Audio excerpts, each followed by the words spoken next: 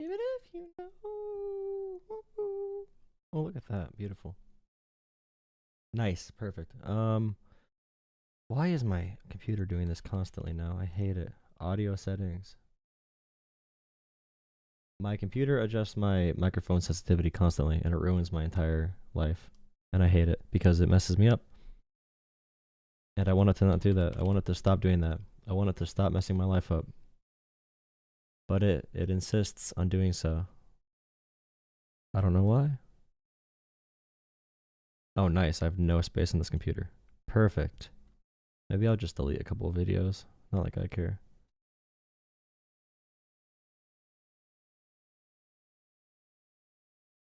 That's probably long. Yeah. I wonder if LeBron James is going to win tonight, ever. I sure hope so.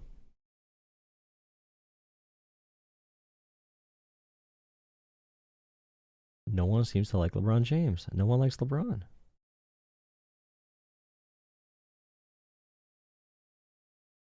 Talk to a girl. I think the Hawk Tuah girl should be president next. Just like Andrew Tate.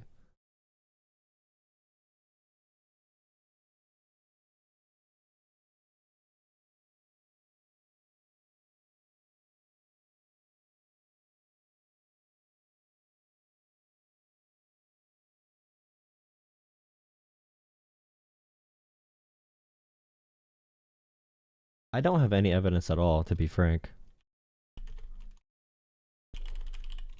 Sinatra.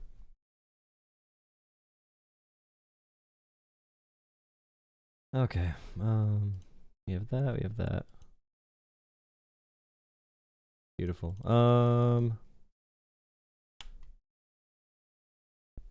How do I do these things? Jeff Bezos came, Bill Gates came, Mark Zuckerberg came, many of them came new.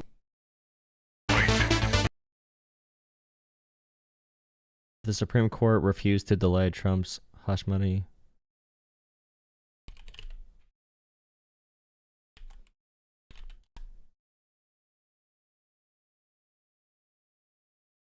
Did Trump do a press conference today?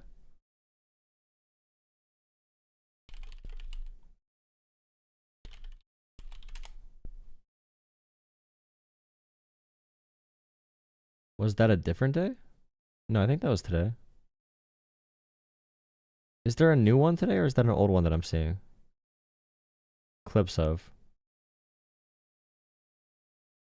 We see President-elect Trump and First Lady Melania Trump at the National Cathedral right now. We have seen, I think this is the first president that we've seen come into the room. We are still waiting, of course, for Bush and Clinton and Obama. Fourth. Beautiful. Thank you. Thank you for being fourth. As well, there is Donald Trump and Mike Pence.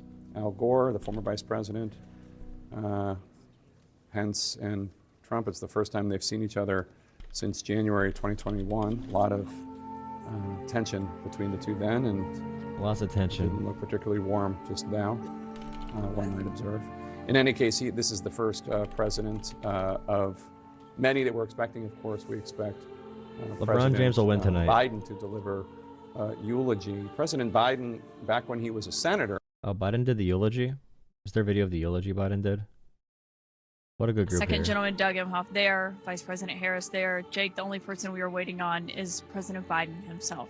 That's right, and you know, it is tempting to try to read into what is going on in terms of who stood up for whom and who said hello to whom and who walked over to whom and who did not. We should also remember that this is a funeral and people are, generally speaking, trying to behave in a somber and appropriate tone. Dude, Trump is chatting it up right now. Trump is chatting it up. Backslapping. Look at Hillary right there. Bill Clinton Kamala and Hillary George going. W. Bush, both of whom are fairly restrained. The last two losers. It is a funeral of a member. And then Joe Biden, the big winner. The President's Club.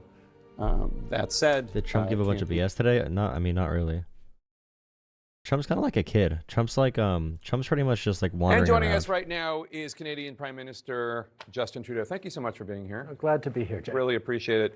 Before I get into the funeral and before I get into what's going on with you back in your home country, I do want to ask, our country and the world really is watching these horrible fires in Los Angeles.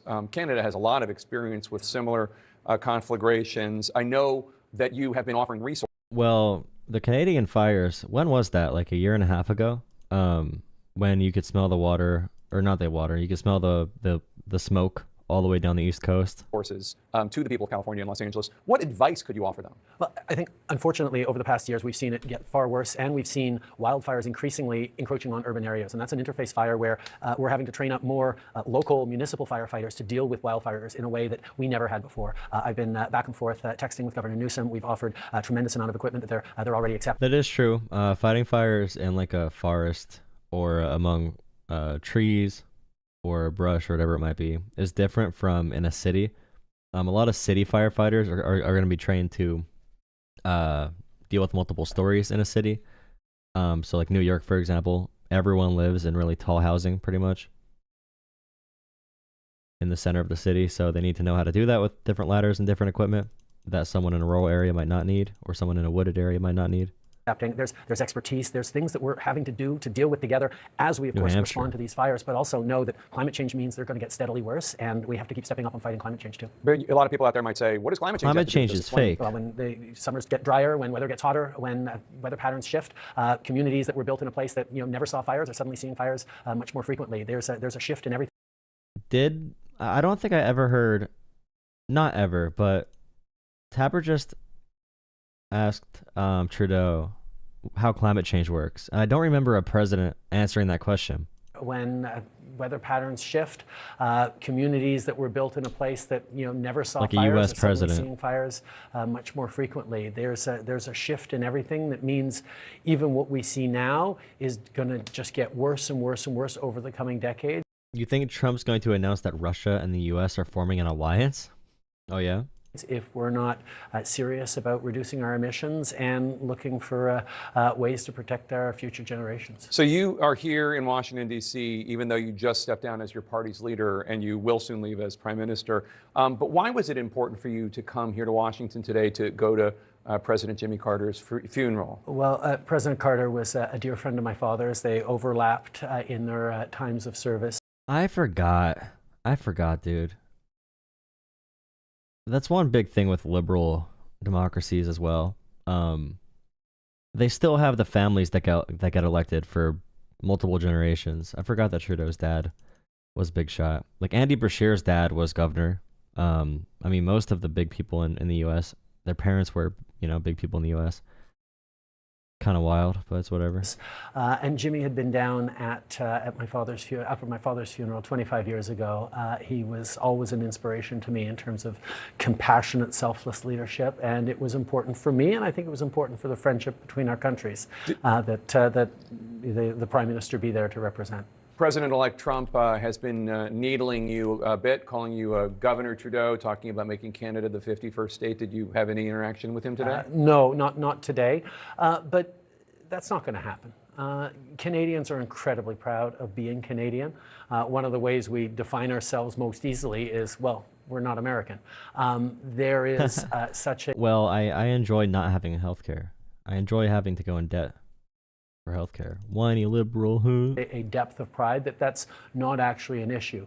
What I think is happening in this is President Trump, who's a very skillful negotiator, is getting people to be somewhat distracted by that.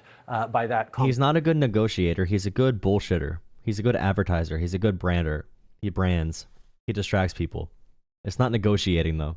Conversation to take away from the conversation around 25% tariffs on oil and gas and electricity and steel and aluminum and lumber and concrete, and everything the American consumers buy from Canada is suddenly going to get a lot more expensive if he moves forward on these tariffs. And that's something that I think we need to be focusing on a little bit more. Make sure you drop a like on the stream. Hopefully we get some callers. You never know how it's going to go. Last night, by the way, restarting the stream 3 times actually worked. So restarting it 3 times. On the third restart, I got a huge boost in viewership, and I had like 600 viewers the whole night after that. So we might restart a few times if we don't get the viewers we need to have like good callers and everything. The First time re-election round. of Donald Trump and this more direct confrontation with Canada over this issue play any role at all in your decision to resign as leader of your party and prime minister? No, on the contrary. What we were able to do On the contrary. during the first presidency of Mr. Trump's was work together in a... I agree for free healthcare, but there's also so many more people in the U.S. We have much more resource and capital. We have more money per person in the U.S. as well. Canada does more with less for healthcare. We spend more money per capita already, per person, and we get worse results. We have more than enough money, even though we have more people. We do need to expand the number of doctors and nurses, but we have more than enough resources. Very challenging situation to come out with a very strong win-win in Canada-U.S. relations with the renegotiation of the USMCA. It is a great deal for both of our countries. We've seen trade grow. Oh yeah, the seen USMCA. Opportunities grow. We've seen wealth grow in both of our countries for workers, for businesses. Working together concretely is something that we've been able to do in the past, and It's insane how much mob mentality does and cult of personality. So like Donald Trump has very rabid supporters and a very strong supporter base, for better or worse, for definitely worse. But now everyone needs to kiss Donald Trump's butt, because if they don't, then they're scared the violent mob, the angry mob or whatever that overtook Republican politics, they're scared they're going to give him reason to act. They know that his support is so strong among those zealots. So he has he does have a huge mandate based on that. People are afraid of violence. They're afraid of the society fracturing because there's illiberal authoritarians occupying our country, occupying the world in general. So they need to kiss Donald Trump's butt. He's such a skilled negotiator. I mean, we're both rich guys. You don't need to we don't need a trade war. And yeah, the USMCA. Donald Trump complains about the trade with Canada and Mexico, but NAFTA was replaced with the USMCA. Well, not really replaced, but it was another. It was like a bolstered NAFTA. But the USMCA had a lot of things that Trump bragged about a lot. But right now, he just talks like, I don't know. He pretends like that never happened. I'm looking forward to continuing to work with him for the next 2 months while I'm still in office. Let's talk about this potential. Explain why firefighters using purses to put out fires in California. What do you mean firefighters are using purses to put out fires in California? 25% tariff from the United States on Canada. Economists say that will drive the Canadian economy into a recession, and the Canadian government is preparing retaliatory tariffs if these actually go through. Which do you think would be potentially the most effective against the United States? I don't want them, by the way, just as an American, I don't want these tariffs. Firefighters are not using handbags to battle LA wildfires.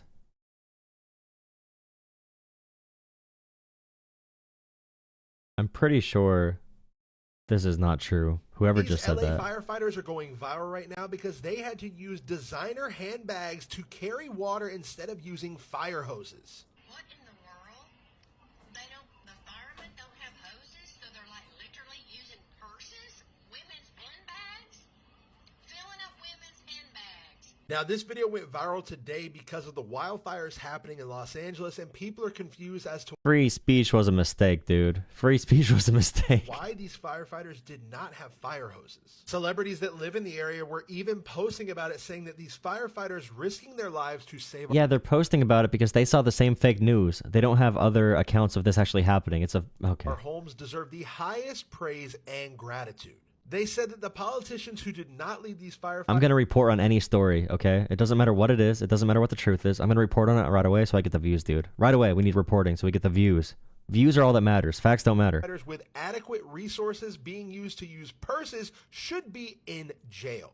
This is after people have gone back home now that the fires are starting to die down and showing that their entire neighborhoods have been burned down. Firefighters said they were running out of water. The ones we just saw were running out of fire hoses. And oh my God, dude. Oh my God. Oh my God. The ones we just saw were running out of fire hoses. Terrible. But minerals, energy. That's such a dumb, Oh my god, fake news is crazy, dude. Fake news is crazy. That's such a dumb fake news story too. You know, we don't want them either. We do not want to see tariffs on our side. We do not want to see tariffs on your side. You mean you don't want to return to the economic conditions of the Gilded Age?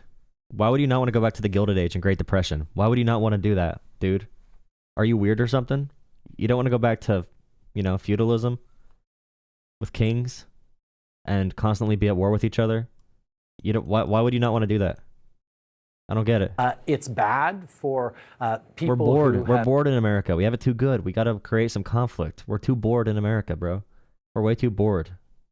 For generations made things together and been successful together to actually start creating barriers between economies like ours. Like, we have so many resources in Canada. This is very pro-free trade, by the way. This is very capitalistic to threaten tariffs with all of your trade partners. Very capitalistic. Very pro-free market. Very pro-republic. Very pro-global stability as well. Very anti-war as well. More than our market can support. So we export them to our closest friend who can rely on them. It is a win-win for us.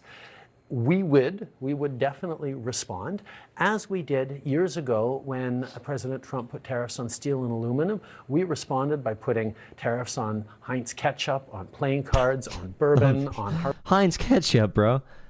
Doesn't Canada give us like 50% of our oil imports, our crude oil? I think I saw that number. Harley Davidsons, on things that Harley Davidsons would hurt American workers. But we don't. We got it. Wait, what was it again? Ketchup, Harley Davidsons. Tariffs on Heinz ketchup, on playing cards, on bourbon, on Harley Davidsons, cards, bourbon, on Harley that, oh, he's hurting Americans. He's hurting Americans where it really counts, bro. He's hurting Americans right at the core. Hurt American workers. But we don't want to do that because it drives up prices for Canadians and it harms our closest trading partner. Is there nothing that Donald Trump is saying about trade status and relations? Doesn't matter. Trump won. Rent-free in your head. Wow, Kyle. It's almost like he's the president of the free world. The most powerful man in the entire world who doesn't understand how basic government works or policy. It seems like he's going to be a pretty big story. I don't know why. I'm just a hater. Why would I care about American democracy? Why would I care? Why would I care? You're right. I should go do something else that's more important. Like be in the YouTube Shorts comment section like a pathetic little... Please drop a like and subscribe. Thank you for joining me. Hopefully we get some callers. We'll see. Right now, where you think that he has a point. There's nothing you think that is unfair? I mean, the conversation around tariffs started around border because you're not speaking the truth. And well, to you, truth to you means what you like to hear. So you just want to be told what you want to hear. You want to have your fifis combed very gently. You want to be pet. You want to be patted on the belly. And what I spoke with him about in Mar-a-Lago was the fact that less than 1% of migrants into the United States left. You think Trump cares about numbers, bro? We live in a post-number world. We don't do numbers anymore. We just grunt. We grunt. That's how we say size of things. You can't say 1%. You got to say for like 1%, and then like for 99%. You know what I mean? And different like variations of a grunt. We speak in grunts again. We're going back, baby. We're making America great again. To pre-America times, and also pre-language, pre-linguistic. I don't know what the word would be. But less than 1% of fentanyl into the United States comes from Canada, but there are absolutely more things we can do. And you pledged $1 billion to enhance border security. We're strengthening. That's a clear win for President Trump that got us to do even more to reduce even further the minimal amounts coming in. On trade, there's more that we can do, but we should be focused on making sure that we're replacing Chinese lithium or Chinese germanium or Russian titanium into American productions by relying on your closest and friendliest trading partner in Canada. Please be friends with us. Please, you made us do some good things. Please be friends. Please don't be mean. You're so good, Mr. Trump. You're so good. I need to stroke your ego. Please. Can be a strong supplier. 23-year-old Justin Trudeau. Now, back in 1995, Justin Trudeau swore he'd never be in the game. The then 23-year-old showed up unexpectedly in Montreal during my interview with his mother, Margaret. Here's how he answered my question. Is there anything you've learned from the experiences that both your parents have gone through? But nothing I should talk about on camera, I think. He looks like Luigi. CTV's Alex Carpa now on what changed Trudeau's mind and took the teacher to the top Is that job in all? Canada. 5 interview with Sandy. Is that all? Well, your dad's a rich political guy. Of course you're going to get into politics. Oh, sorry. Ronaldo. Never. Sorry, I wasn't showing him. Anything you've learned from the experiences that both your parents have gone through? Mm-hmm. Nothing I should talk about on camera, I think. He got into it eventually. He found the power. He found the power inside to chase political power. Good for him, man. Of things that the U.S. needs to compete around the world because we can do it together. That's the argument that I'm making. So the struggle that you were having domestically, your disappointment. America is the bully that runs the playground. We have to make some analogies that like 5-year-olds understand, dude. We need really good analogies. Let's see. I don't know, because we can't say any analogies because they're not gonna like those cliches. They're gonna like their cliches. Oh God, I might have to mute my microphone. I don't trust. I'm getting bad vibes tonight. I don't know if let's see if I'm right. Call from Joseph. Hello? Hello. Hello, how's it going? Hello. Good, how you doing, sir? I'm doing pretty fine. Yeah, what do you want to chat about? You talking about Trump?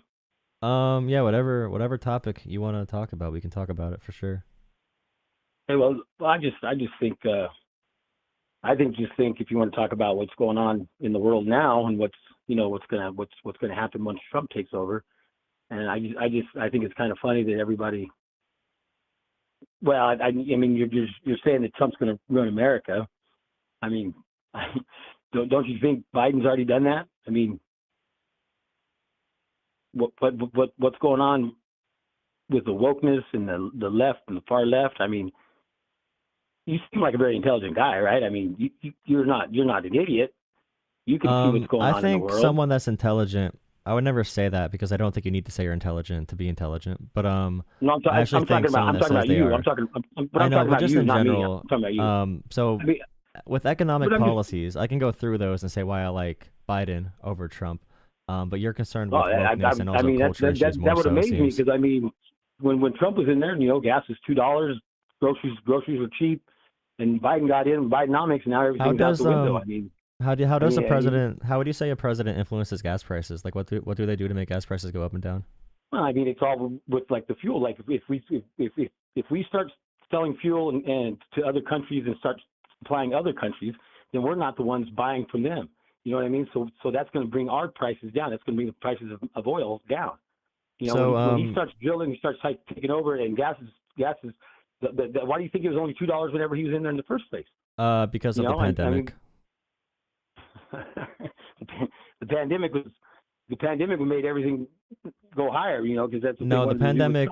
During the pandemic, it went down to like $2 because no one was driving. But in general, gas prices are controlled by global oil markets, and most of those are dominated by private companies. So we don't sell the oil. We don't really control much about gas prices. ExxonMobil does, and a couple other companies that control the oil. But also, in 2023, we had record high oil production under Biden. 2023, we also had record high energy independence in the last 70 years for America in 2023 as well. But we can make oil here, and it can be sent abroad because the private companies will just use it somewhere else. We should be using the oil here. The oil here is cleaner. It doesn't take as much refining. It's not as dirty to put out as like. Well, we have refineries, but we have a cap of refineries because the private companies. Our stuff is better. So.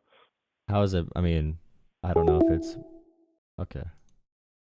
I think he knew. All right, he knew he was out of his reach. He hung up, by the way.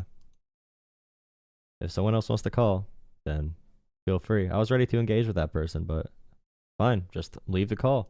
Just say I'm right and leave. That's a great argument, honestly. How can I defeat that? I can't even respond. I'm speechless. He can't even hear me respond.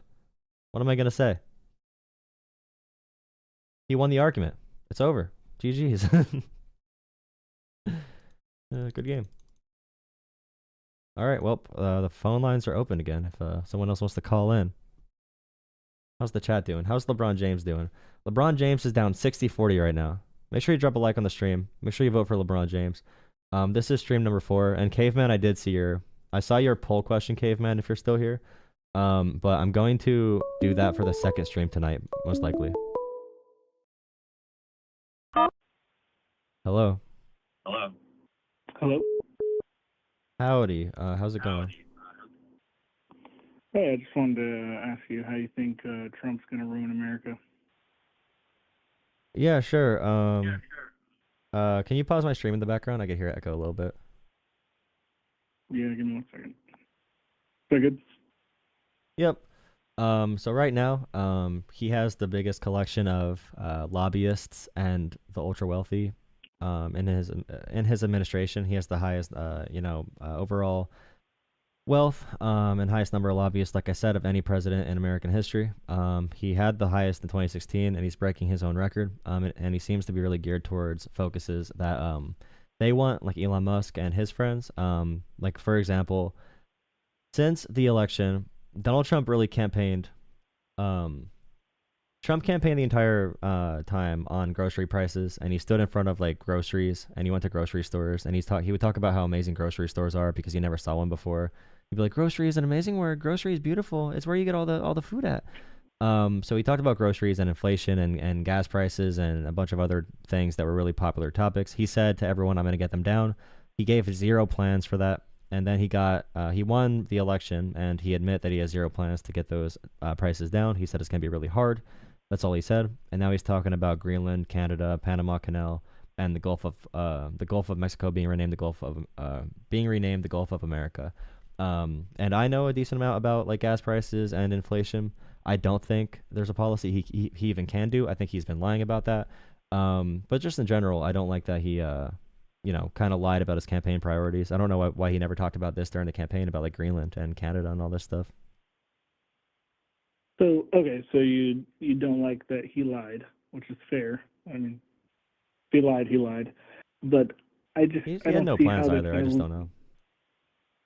Yeah, that's fair. I mean, I just don't see how that's going to ruin America. I don't understand. He wants to cut regulations for the wealthiest Americans. He wants to cut taxes for the wealthiest Americans. Elon Musk has financial ties to the Communist Party of China, Russia, and Saudi Arabia. Russia and Saudi Arabia funded Elon Musk's purchase of Twitter, and he has already influenced the budget. The budget that was going to pass a few weeks ago had something in it to say that Americans are restricted in their investments in Chinese companies. Musk got that entire budget delayed, threatened Republican politicians by saying he's going to use his money, his wealth, to prop up a candidate against them. And he got a provision taken out of the budget to benefit his financial goals with China. And that's bad for a couple reasons. Number one, intelligence-wise, it's really scary because obviously China is like they're in an intelligence war with the U.S. So Elon Musk having connections with them is really scary. Yeah. And also the fact that he is getting taxes cut, and Trump is saying he's going to give like preferential treatment when it comes to tariffs for certain companies is weird to me. Trump even said during the campaign trail at multiple rallies, and you could definitely find these clips, he said how he's going to change his policies because Elon Musk donated so much money to him. So he just openly admit that he's going to be corrupt. But what people say in response is usually Democrats are corrupt too. So why does this matter? So they see them as equals. But if you use nuance, this is probably the worst it's ever been as far as big money in the White House in American history. I can't really think of a time other than more than 100 years ago where it was probably worse as far as income inequality goes. And I mean, is there really an objective way to measure that? Income inequality and just like the tax policies and just in general what the fiscal policies are of a presidential administration? Yeah, I mean, just you making the claim that it's like the worst that it's ever been. Is there? I mean, I'm not saying that I agree or disagree. It's just like, how can you even really measure that? That's a pretty difficult thing to measure. I would say we could measure the outcome, so what kind of policies they end up passing based on what interest groups are in there with Trump. So, for example, if he removes something like the Consumer Financial Protection Bureau, which is a federal agency that literally just like prevents companies from screwing people over. It's a really cheap agency. It's been really good for Americans. They really approve of it. Elon Musk, Vivek, and Trump said they want to cut this. It's like $1 billion, which is a fraction of our national budget. It doesn't even show up on the pie graph when we look at the budget. So we can look at policies that they do when they remove the type of regulation they want to cut is not the good kind. So it's not good as in like cutting housing regulation to help build more housing. It's as in cutting regulations for huge corporations so they can steal our data more, so they can screw over Americans more with bad loans, with crappy credit cards and all that kind of stuff. So I'm hoping that doesn't happen fully. But I guess my overall point about Trump as well, just as far as me talking to people, it seems that Americans, and it's completely okay. It's awesome. It's actually awesome. If someone says, I'm not a huge policy expert, I don't understand everything about government, but I have this opinion, that's fine with me. But now people think it's an argument to call someone a baby beta, or to call them a soy boy, or to say, haha, we won. Yeah. They talk like it's NFL Sunday, and this is the president of the free world of the U.S., and it's a serious thing, and they will feel the consequences of not taking it serious eventually. But we need to hold our politicians somewhat accountable. The fact that Trump's been running for president for damn near 10 years, he's been running for president, or he's been president before. He talks like he never was president when he blames people for things, but he still has no healthcare plan. And healthcare is a pretty big deal to a lot of people. But he wants to remove the ACA and have nothing to replace it with. And we asked him what his plans are, even a week ago or 2 weeks ago. He did an interview, and they said, what's your healthcare plan? And he said, if we find a good plan, I'll tell you, but we have concepts still. And I'm like, that should not be acceptable for anything. If you're hiring a contractor or a mechanic, that kind of answer just, I feel like, is not good enough. Right. So you're worried about the policy and him. It sounds really like you're worried about him peeling back things that were implemented. I don't know if those were implemented by Biden or not, or if they were implemented by different Democrats, but you're worried about him peeling back stuff like that? I mean, yeah, so the FTC right now is passing a ton of good regulation. They just passed something that you have to have a one-click cancellation model if you have a subscription to anything. They have to let you cancel it with one click. Beautiful, yeah. So they just passed that through Biden's FTC, but Democrats are terrible at marketing. That's probably the Democrats' biggest issue is marketing. They don't get people on their side because they don't market as well. They're not willing to be as not to use the word propaganda, but they're not willing to popularize the things they do as much.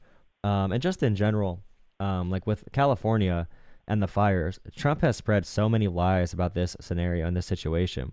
I feel like we're going to get to a place in America where eventually no one knows how to fix anything because we don't agree on any type of reality. Nothing can be real anymore. Everything's a conspiracy theory. We can't agree even just on supporting our neighbors and supporting first responders anymore. Like, Trump did not post one thing about first responders and about firefighters and about, emergency medical services or anything. Trump did not post at all about the American people during this crisis. He just made fun of Gavin Newsom and Joe Biden when this is like a hurricane. Like, this fire situation could not have been prevented or stopped. This is one of the, it's a crazy natural disaster. And no matter what policies were done in California, which Trump lied about, a policy called the Water Restoration Act, which doesn't even exist. But no matter what policies would be done, this would be a natural disaster that happens. It's like blaming Florida for hurricanes. But Trump just takes everything as a reason to hate his fellow Americans, to cause division and arguments about complete BS. And I feel like he does that on purpose. And this is the whole thing. He makes us fight over cultural issues. He makes us fight over memes. Meanwhile, he's going to be cutting taxes for his corrupt billionaire gang that he has in the White House. That's the big threat. We're all fighting each other. We're all talking about the dumbest shit in the world. We're talking about the Hawk Tuah girl and the Hawk Tuah coin and Hawkonomics. Yeah. And meanwhile, they're going to be cutting like certain government programs. Like, they want to cut Social Security and Medicare. Most Americans don't know that Trump tried to cut Medicare and Social Security with every single budget. They just don't know he tried to do it because he just lied about it on the debate stage, and no one ever held him accountable. Let me ask you this. Do you think the majority of people who claim to be either Republican or Democrat, that they actually know about policies and stuff as much as you do? 100% no. But even in the vibe test... Like either side? No. I think Democrats definitely know more policy, but there's a lot of Democrats that don't know, but they vote for their moral vision of what the world should look like. I mean, just I've never, it's hard to find someone who's never apologized and who's never seemed even humble about something or even thoughtful about something their entire life. And Trump is clearly not religious. He clearly lies about it. It's just like the vibe test. He talks like someone who's extremely insecure and who doesn't know anything. Like, if You don't trust that guy who brags constantly about being amazing. Like, dude, I have such a big, Mhm, I'm so mhm. big down there, bro. You can't, dude. I am so good at this. I'm so smart. I'm so good at talking to girls. Like, you don't believe that, like, because that person is compensating. They're repeating it because they're insecure. And I think most people would get that. And by the way, like, I'll be honest too. That's Trump's entire strategy, because a lot of Republicans I speak to say, you know, I know Trump's not a good guy, but I think he has plans, and I know Democrats are bad.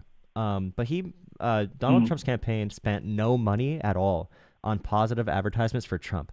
The entire goal was to demonize everyone but Trump, and that's the only thing Trump ever did. He relies on a politics of negativity, and I just don't think I don't think you can build and maintain a country that way. Mm. Even if you don't Yeah. support Democrats, even if you don't agree with them. Yeah, I don't disagree. I mean, I'm a Christian, so I don't really find myself gravitating towards either side. I guess my last question really is, like, how do you find yourself justifying really getting behind any politician? I mean, you know, I'm not trying to make that same. I'm trying to make a little bit of a different argument than both sides do it. You know, so get over it. It's not really that, or, you know, you're being a beta. It's more like, I don't know. Is there not a different way that you could invest your time besides being like one party or the other? You know what I mean? Like, Yeah, wouldn't so I would say, education? just in Go ahead. general, every election in human history has been a worst of or a better of two evils election. Every single Mm. election has been like that. The real areas where society changes and where government changes is the area between elections. So my biggest thing is I care about our Constitution. I care about freedom. I care about democracy. I don't want someone who is immoral, even if we disagree on, like religion, for example. I still want someone who cares about their neighbor. I still want someone who is going to say, we'll fund the local public school. We might have to raise property taxes by 2%, but I'll be fine with that because I know it's an investment in our community. I don't want an isolated, hateful world. I don't want the world to be isolated. That's not a good world to live in either. But the area between elections is where the real change happens. But that's when everyone sits out. Elections are about maintaining the system in the best way possible, and we create change on the way there. But we don't want someone who is like anti democracy or anti-constitution, who is anti-listening to the people of America, who is going to actively demonize parts of America based on just not liking them because they're not on your same team. And it's different if you have ideological disagreements, by the way. But the disagreement right now is I support Lord and Savior Trump. I feel like people are putting Trump either next to or above God in their conversations. And that's really troubling to me for many reasons. And you could be a conservative Christian, you could be a liberal Christian, and still agree that you should not be doing that. And just in general, the way he speaks about immigrants as these vile vermin who are infesting the blood of America, like Ronald Reagan today, or infecting the blood of America. Ronald Reagan, if you woke up today, would be like, what the hell is going on? Like, Ronald Reagan would be freaked out by the way he talks about immigration. And you could have good policy about immigration without making people view immigrants as animals, without making people view people who are not American like animals. You don't need to dehumanize people to have good policy. And the big thing is, typically when there's a leader who's trying to dehumanize others as their main political strategy, they're doing that because they have no good policy. They're seizing upon the weak and fragile egos and emotions of the public. They make us fight over racial and social issues, which is this has repeated all throughout history in different ways. But yeah, elections in general are just picking the landscape we can operate in better to create the change we want to see in the world. And I think the Democrats would have been a much better opponent because they at least will listen to the vote. They will listen to the people. If America wants universal healthcare today, or if they want to tax rich people, or if they want to give more to communities, if Americans really advocated for those things, they would get it. They would get it. Liberals and Democrats would respect that today. And I would say that like Bush era Republicans probably would as well, although I have issues with Bush. But Trump has shown no care at all for our systems, for our checks and balances. He has said he wants to suspend the Constitution when it suits him. He praises China. He says they roll their people with an iron fist, as if that's a good thing. He praises Putin in the same sentence while saying our generals are weak and pathetic, that Putin's strong. So yeah, all those things, it makes me want to vote for someone who is at least willing to listen. And if we beat them in elections, Democrats are going to sit down and be like, all right, you won, just like they did this year. Like there was no riot. There was not even a protest. Like there was no one out. People just were at home And that's a lot different. It took a half hour to certify our election this year, only a half hour, and it took 14 hours to certify our election in 2020. So there's a lot of differences around that stuff, I'd say. Yeah. All right. Well, politics are difficult. Well, actually, one last thing. Do you believe that both sides wants what's best for America? Not everybody on both sides, because I think there's bad actors on both sides, but that both sides, for the most part, want what's best for America. I think there's a combination. So as far as politicians, they have different views for how society should be or ought to be, but they don't really care that much about what's best for America. Politicians are tools, and their job is to control the population in a certain way, or at least lead the population in a certain direction, which is why I favor, like I say, even if we had a corrupt government with billionaires controlling everything, which is what we're going to have, I'd rather the billionaire who has an idea of they believe society benefits them when everyone's free. They enjoy society more when everyone's free, even if that's self-serving for them. I want someone who is self-served off of doing good things, and we saw that with we can see that through labor policies. We can see that through healthcare policies, through if there's ever anti-corruption policies. Like right now, there's politicians trying to pass a law that Congress members cannot trade stock. So those are probably good politicians to vote for, because those politicians are agreeing with incentives in the system that could benefit Americans. So it's making sure we have aligned goals. As far as voters go, I do believe more Republican voters, and not all, definitely not all, but there are more Republican voters, because there are many liberals like this too. But the typical, I live in my suburban home, I don't want to see any brown people around me, I don't want any public housing around me. I think the immigrants are going to come kill me because they never actually spent time around immigrants or around cities. They're afraid to go in cities. In fact, they really do want to have sort of tax me less, leave me alone. I think that is a pretty selfish mentality. And I think if you isolate yourself from community in general, I do think that's pretty anti-Christian too. I think isolating yourself from your community and not being a steward of the earth, and not really caring about that. And I feel like environmentalism in general should probably be a Christian thing as well. At least caring about the environment in some regard. I know there's tough decisions to make, but we could at least make an effort. But I do feel like I feel like America has an issue. Even Christmas, we turn into a materialist holiday where people just spend millions and billions of dollars on things we don't need. We don't respect Thanksgiving. Even Thanksgiving, we have Black Friday right after. So I feel like what's happening right now, electing the reality TV guy that came down from the golden escalator, is just on the nose for what America has done with all of our morality, which is commercialize it and make it into profit. Yeah, I think it's just I think it's hard because from the outside looking in, hearing people talk, I think it's just so frustrating because I feel like both sides have the same exact issues with each other, and it's like I just don't think. I think it's just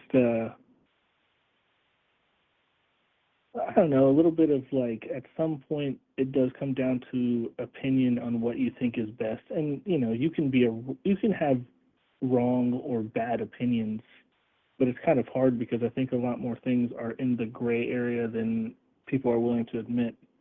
As far as if policy involves morality, then morality, unless you have some sort of objective standard, morality is just gonna come down to opinion and preference, and and we have to deal with that eventually, right? I mean, even we're not going to have the same religions, we're not going to have the same views on the same religions, or even the same text in the Bible or in the Quran or in the Torah or whatever it might be.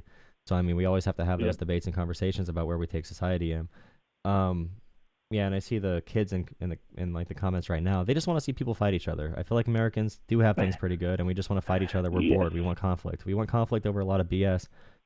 We don't even talk about supporting working class people or supporting first responders. We never have that conversation. It was all about, is Kamala actually black? Is Trump a rapist? It's just that. Those are the conversations we have. Oh, let's talk about Hunter Biden, bro. Let's talk about Jared Kushner. Let's talk about Trump's kids and Trump's deal with Saudi Arabia, or Biden's. We're talking about the dumbest possible topics, but that's also the world we're kind of voting ourselves into. We're voting ourselves into the circus, so we can't even. It's our fault we created this society. We created this society where people spend all their times at bars and casinos instead of at parks with their kids or parks with anyone at all. We killed community centers and made them for profit. And this is my big thing too. I truly, and I hope you stick around and watch some of my streams because I will keep going into the policies that Trump does pass when he's in office. But they want to cut from healthcare, they want to cut from public funds, and they want to go into debt as a country to give tax cuts to the billionaires again. And I think that's a really bad thing. And I hate to see my fellow Americans being manipulated, but they've been lied to. And that's where I can agree with you as well about wanting good things for America. They have been lied to, 100% been lied to. And they distrust institutions. They get mailers that say, for example, like Kamala wanted to tax Social Security and wanted to give it to illegal aliens, and that Trump wanted to expand it. And it's like, yeah, but Trump tried cutting Social Security with every budget, and Kamala wants to expand it. That's the opposite of the truth. Or like Trump can say he saved Obamacare when Trump tried to kill Obamacare. So right now, people don't care about fact or reality. They care about whatever makes their emotions happy. I'm pretty much both sides. But even right now, I feel like we're in the right-wing culture war era. We're in the woke right-wing period of American history where they cry about everything. But the only thing they really complain about is if you talk bad about Donald Trump. At least the left is talking about like minority groups. At least they have like a holistic worldview about that. But I don't want to hear just people say, like, Republicans in Senate and the House right now are just saying, well, Trump's always right. Like, Trump's never wrong. Like, when is he wrong? I don't got to justify anything. Like, Trump said so, I got to do it. And I'm like, no, that's anti-American. That's not the point of America. We have no kings. We have no kings in America. Yeah. And we're just going back on that. But I do appreciate these conversations. I appreciate you calling in. And these are the conversations for the adults around. I'm talking to the chat, all you Aiden, Ross, streamer, whatever viewers. But yeah, I hope you call in again sometime and hope to see you around. All right, man. Have a good one. All right, thank you too.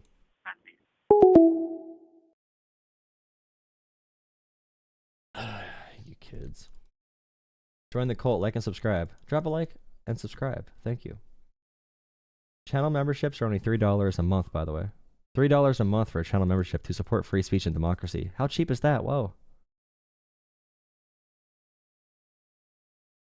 You get a fancy green name. Okay. America. Chill out. Let me restart my thing so I can actually hear you call. If you want to guarantee a call in, you could Venmo me $5 too. You can always Venmo me $5 to call in if you really want to call in that bad. Okay, why are my calls not going through? Is it because all of you are calling at once? 1 second. Let me restart my thing.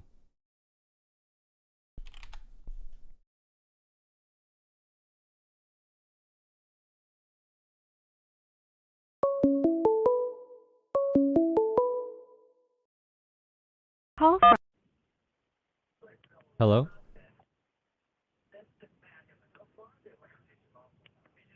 Howdy. You're on the line if you're here. You pussy. Okay. Hello. From Kim. Howdy. Good morning, Jola. It's gonna be great. 2025, what I have planned. Sir, how big are your hands? I hear on the media that you have tiny hands. Why do they say They're that? huge. They're so great. I have the best hands. Can you palm a basketball? You know what I don't like? I don't like your fake news on your platform. You have no evidence that I've done anything wrong. Everyone give a round of applause in the chat. Everyone give a round of applause for the Mr. Jan Gillis, Trump impersonator. Thank you very Thank you much. for your call, sir. Thank you for your call. Thank you very much. Have a great evening. Have a beautiful night. God bless America. Thank you so much, DW, for becoming a channel member. Is this gay Trump? Someone said. Calm down. You can't say, is this gay Trump, when the real Trump's already gay. Like, you just can't say it. Like, that's offensive to our president, bro.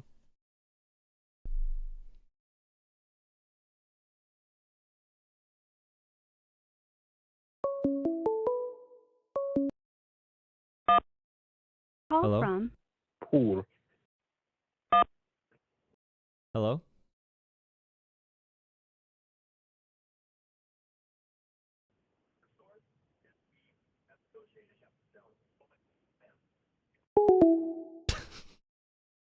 He said, dog, you a BITCH, end live for real.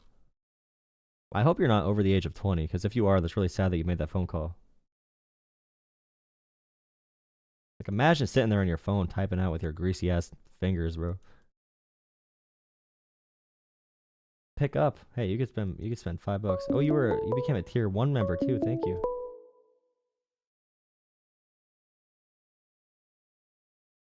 Hello? Hello?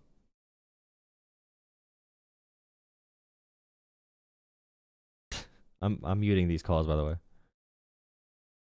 Hello? Hello, how's it going? Pretty good, man. Is this Jola? Yep, you're live.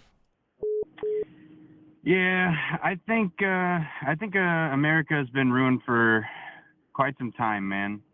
Like for Well, that's me, it depressing. probably started in like 2001. He took advantage of our patriotism with the Patriot Act, and things have just gone downhill from there, man. Like Republicans, Democrats, they change hands every election, and things only seem to get worse, and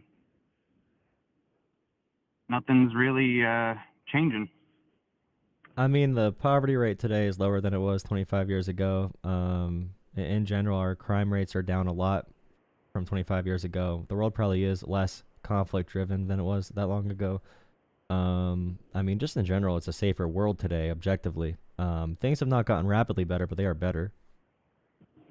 But you touched on something earlier about the immigrants, you know, coming in and how people don't really understand, like they don't live next to it. I'm from Texas, and I live next to the Mexican border, and you know I don't have a problem with immigrants. You know, I've worked with a lot of them in my life, but and I didn't believe Trump in 2016 when he was saying that you know they're not bringing their doctors, they're not bringing their you know, the best and brightest, you know, they're bringing criminals. And what we see today, I think, is he was pretty much right about that. We see Venezuelan gangs taking over apartment complexes here in Texas. Oh, in Texas? I thought that was Colorado. I thought that was Colorado. No, in San Antonio, Venezuelan gangs have taken over apartment complexes in San Antonio. San Antonio apartment complex. And in Colorado as well. And in New York, I believe, as well. New York, Colorado, and San Antonio, Texas. Okay. Yes, sir. Let's see. And, you know, that just hits incredibly close to home. And like I said, sure. I don't have a problem with immigrants. I've grown up with them my whole life. Go ahead. I feel like this is a conversation that's similar to if you ask someone, is it safer to ride in the New York City subway, or is it safer to drive your car? I feel like it's a similar conversation to that. It's definitely safer to drive your car. It's actually a lot more dangerous to drive your car. You're like 20 times more likely to die driving your car. Well, I mean, but I understand it because you see things that are. I feel like if you're around more people, that's a perfect point that you just brought up there. So common sense. People are trusting their common sense and not their critical thinking. So when it comes to like fatalities on the road, it's much higher than any form of public transportation is safer than driving a car. The New York City subway is like 10 times safer. No, actually, no. Like I said before, 20 or 25 times safer than driving a car when it comes to like fatalities in general and violence in general. So although you're around more people, the issue is when crime does happen for certain events or certain areas or certain groups, these instances are going to be highlighted in our brains. So they're going to be bigger. They're going to appear bigger in our brains than they actually are. The same with like trans people in America. Most Americans think 20% of America's trans. It's actually like 1%. So a lot of these are really emotionally charged topics. Well, that's an interesting point. Crime for immigrants, even illegal immigrants, is very low. To the 1%. A lot of their policies are catering to the 1%. You look at movies, video games. You know, they're pandering to the gay and trans people of this country. What video games have a trans person in it? I'm sorry, what? What video game has a trans person in it? What video game? Doesn't Concord have a trans person? Concord? Let's see. If I really thought about it, I could find some good, or I could come up with some, because I love video games. And if I really thought about it, I could think of a good trans character. And I don't hate trans people. I don't hate gay people. I'm just saying the media is lost the plot when they pander to the 1% and 2% of the nation. You know, that's why you think like movies are bombing. You know, it's woke media, and the majority of the country just doesn't vibe with that. Woke movies are doing fine, and the majority of the country is not good with like saying pronouns every 2 seconds, but I they're don't generally think woke okay movies with are like gay doing fine, people. man. It's doing fine, like numbers wise. Right now there is a big shift back to the right culturally, but that largely is because people have a reaction to a push left socially. People are getting really emotional about it, so now the right wing is having their like social justice movement. They're having like an anti-SJW movement. How long have you been a liberal or a Democrat?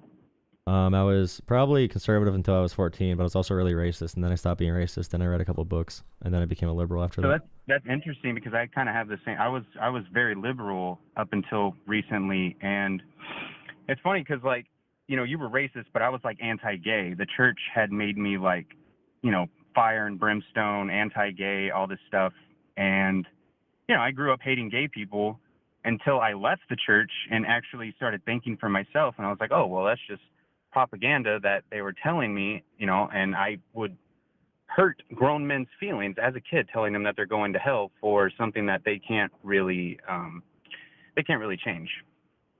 Are you happy that Disney took the? That I was liberal, and then now I'm not right wing or anything like that, but I'm more center right these days. Well, you're definitely right wing. You just brought up I used to be wokeism as your top like issue to come in, and immigration, so you're definitely on the right. I was just saying just for the first point, I'm when not it comes right, to total dude. immigrant, I'm like in the center, more leaning right. No, it's okay. You can own your views. It's fine. Like you are saying things, and you have views about wokeism going too far, and you say we're catering to the 1%. So like these issues are really big in your head, so you're having emotional reactions to these topics, and that's fine. All I said initially was when we talk about immigration, it's one of those issues that people really expand in their brains. So if you see one immigrant commit a crime, or a few immigrants commit a crime, or if you have one instance of a gang, then now people think there's gangs all throughout America. And Trump literally said, if you walk across the street, you're going to get killed and RAPED'd. He said that multiple times, and I'm just saying that it still is true that undocumented and documented immigrants alike still have really, really, really low violent crime rates. Much lower than American citizens. So I just don't want immigrants to be dehumanized on a large scale. Obviously, if there's violent crime being done, we need to crack down on that for sure, and we need to fix our immigration system. I just don't like the rhetoric. I just want to make sure I talk about that because I don't want people to hear that and think like, oh yeah, all the immigrants are gang members, which is just not true. And I never even said that, and I never. No, I'm just saying that because people hear that when you say it. When you talk in that way, immigrants. people hear that. No, that's great. I agree. I appreciate that. On the woke thing with the 1% of the population, Disney just took a trans storyline out of their one cartoon. Did you see that? I heard about that, you know, and that's probably just them, you know, tucking tail and realizing like, oh, we were forcing this on Americans and it's backfired time and time again. It's not even about that, because we have like we have people that get offended about trans stuff now. So the people that are more offended now in America are the right wings. They're catering to the new offended group. That's what Facebook is doing as well. So whoever's more offended in America, they cater to that group. Who's catering to the new offended group? Disney, Facebook is making big adjustments. Amazon, the Washington Post, they're blocking editorials that are anti-Trump. Facebook is taking away fact checkers, and Disney is like banning trans stories from their content. So they just don't want to upset people. Right, and that's like part of the cultural shift, man. Like, yeah, I know. They're realizing it's that money talks and bullshit walks. And if they want to make money, they have to start pandering to the majority of Americans. No. Okay, so pandering before made them a lot of money with the left-wing movement. Now pandering to the right-wing movement is making them money because now the woke part of America is switching to the right wing because now right-wingers are really SJW and social issue focused. I'm not talking about right or left. I'm just talking about the majority of Americans and what Americans want. We, like, left and right, like, that's still just dividing Americans. What they really need to do is, like, focus on the heart of the issue and what the majority of Americans find entertaining, what they can relate to, and what motivates them and inspires them and not pisses them off and angers them and divides us. When you say all people, even just with all people, as far as like if sex is determinant of gender or your sex at birth determines your gender 100% of the time, that's like a 55-45 issue. So it is really split in America. I'm just saying the slight majority is what they go for. And whoever's going to be in power now, They just want to go with a new cultural shift to profit off you. They want to profit off your anger and your hate, so you don't. Well, not I won't say hate for you, but just in general. Like you said, with But do the you churches, think that the like woke agenda or the Democrats were the majority of the viewership? Because I don't believe so. For Disney And movies, it's clearly so, because I mean, you say woke movies make money, but like woke they media were man, making money. They were making money. They still make money, but they were making tons of money when the SJWs from the left took over. Now the SJWs from the right took over, so they're what's the shifting to the new timeline you're talking demographic. about? Like 2016 like 2014 to 2020 probably. 2014 to 2020. So 6 years Yeah, of so woke around media there. making money. Yeah, that's why corporations did it. You think they actually care about gay people? No, they want to make money off it. But exactly. That's why it's bullshit, But man. that's And, because like, Americans it's not- supported, and Americans still do support. A lot of Americans do, and it's always like a 50-50 issue, even on trans people. Being gay is like a huge majority now. Like a big majority of Americans approve of gay people. As far as trans goes, that's like a 45-55 issue in America, as far as that goes. Yeah, well, I think the trans issue, I think they came on a little strong there, you know? I think they tried to jump some hurdles and get in front of the line when it came to acceptance. You know, gay people, they had to fight when you for talk about years equal and years rights and under the years and law, go through hell. saying like leaping in front of the line, do you realize how that could be kind of perceived as like a, kind of a weird statement with American values? Oh, of no, freedom I and equality understand. under And the law. this is my point of view. And, you know, if it sounds... I agree, by the way. It offended sounds people. stupid, Like, then because it's we had the probably gay stupid. rights movement and we had gay marriage pass, and then trans was included in LGBTQA+. Then we started talking about neo-pronouns, which is something that I don't do. I don't do neo-pronouns, but we had I this don't even know huge what that cultural is. shift very quickly. Exactly. And no one wants to know what it is. But there's people called gender abolitionists, which make up 1% of the left, but they got the loudest microphones. So they represented issues as well. So when we had this entire shift, Americans were like, whoa, this is super, super radical. So a lot of Americans got annoyed that they had to say their pronouns at every turn, which is something that I also have an issue with on the left. Because it makes people mad, not because it's not like it doesn't really offend me, but it does offend people, and I don't want to offend people because I want people to support equal rights. So I think we should change messaging about trans issues and gay issues and LGBTQA+ issues. But in general, that doesn't change if it's right or wrong in my brain. Public support for something doesn't change if I think it's justified or not. Like if the public supported slavery, I'd still be anti-slavery. Oh, yeah, of course. You know, yeah, you got to have your own moral compass, of course. Yeah, man. I forgot my point on that. But when you said like when trans people are 1% of the population and they're being catered to, if you're saying that like Americans just aren't ready for it, I still think that's a knock on Americans. If they are so afraid of other ideas or cultures or whatever, they can't just say like, okay, freedom is freedom. I think Americans are ready for it. I think people have this misconception that Americans are like vastly closed-minded and full of hate. I mean, compared all to other about first world how- countries, though, we kind of are. No, yeah, and you're probably right. But I think it's how it's delivered. You know, if it's delivered with I agree. compassion and love, the message will always usually resonate. But if media it's- bubbles if it's- matter too, right? Like, I'm sorry, what? the media bubbles matter too. So if you only hear about like What's trans a media people bubble? so like algorithms of social media, they change what content you watch. They want to give you content that makes you mad and that's really sensationalized. Oh, or they make right. profiles for you. So like, Yeah. if you're on the right now, if you only hear about trans people from Steven Crowder, Ben Shapiro, and Donald Trump, you're probably going to get the worst examples of trans people in American history. If one trans but the person thing commits is, a I crime, live that's in all you're going to ever Austin, hear and about. I talk to trans people. I talk to gay people. I'm a very worldly person, and I love people, and I do not judge or hate. God bless But I America. do like to point out hypocrisy when I see it. Why hypocrisy? Well, it's just okay. Well, I don't know. I'd have to show an example. I'm not the best at recalling like events that have piqued my interest. I'm sure if you gave an example, I could tell you. Well, there's one big thing I saw. I had a conversation the other night when someone got really mad. They said there was a rally for trans rights in New York and that they were chanting, "We're coming for your children." And I Googled the story, and when they said that at this rally, it was in response to the, very religious people in America saying that gay people and trans people are PDF files. Well, you don't say the actual word, PDF files. The main thing they said about gay people was that they were grooming children, and grooming is a sexual connotation, so essentially assaulting children. So when at the trans rally they said, "We're coming for your kids," all they were saying is, "We're still going to tell your kids that being gay exists." Being gay exists. prodding a little bit too. You know, they want to. No, they're being sarcastic for people sure. That don't understand them. But people get mad at that. They use it as a justification. Be like, yeah, see, I was right. They are touching kids. And it's like, no, they're making fun of you. But that's the issue with America and our discourse is that we're being fed. The angle you show a story from is so important. And right now, people are so stuck in media bubbles that we just have no way to understand each other. We can't have conversations. We don't have worldly viewpoints where we meet each other in person.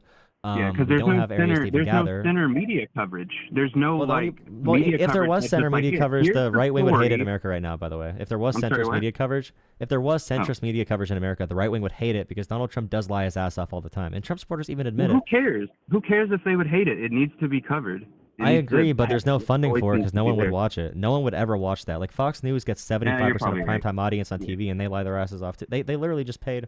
They paid the biggest settlement ever. Or they paid $900 million in a defamation lawsuit to the election machine company, Dominion, after the 2020 election because of 2020 election lies.